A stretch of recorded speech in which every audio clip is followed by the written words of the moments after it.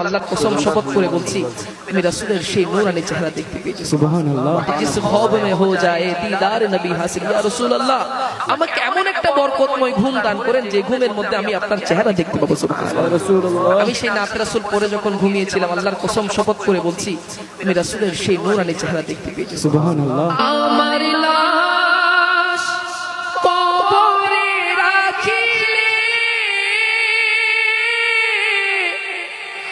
নবী গো নিবে কি তুলে, উম্মতি বলে পরিচয় দিয়ে হাত বুলিয়ে দিও কপালে।